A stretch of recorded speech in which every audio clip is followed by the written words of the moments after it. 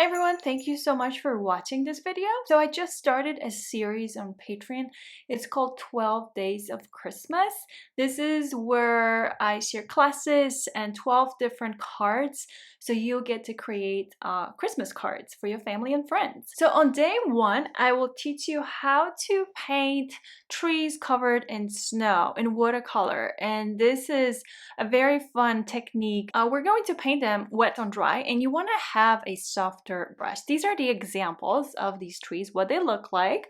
So the first wash is very light, and this is the brush that I am using. This is actually a full class that's available on Patreon. So it's important to blend your colors on the paper instead of your palette, so you can see the separation of colors, so that blue has different shades, so it's not just cobalt blue, or let's say you mixed the colors perfectly on a palette.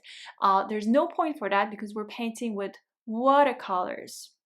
Now use the pointy part again of the brush, the tip of your brush, as you keep moving down, and the ratio between water and paint should be somewhere between water to milk-like ratio. And I'd say even go with water, something that feels like water, so way more diluted paint with water.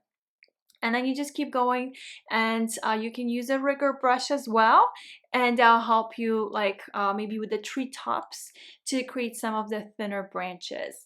And then you can use darker shades such as Van Dyke Brown, Indigo, to add these trunks, and you want to do that wet on wet. So when we first started painting these trees, it was wet on dry, but the layer is still wet, and we're applying these darks now. This is like indigo basically, wet on wet. So it changed from wet on dry to wet on wet because we were adding more color on top of it, and you're only adding those darks towards like the areas where you have shadows and you see a little bit of those branches. Now once you're done applying colors, you actually want to place your card like so it stands up, so the paint kind of keeps moving down a bit, and in between you can add some water, for example, to create slight blooms, tiny blooms.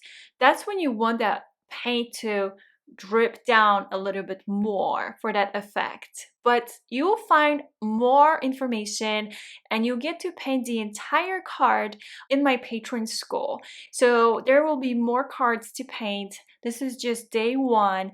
So I hope to see you on Patreon. Thank you so much.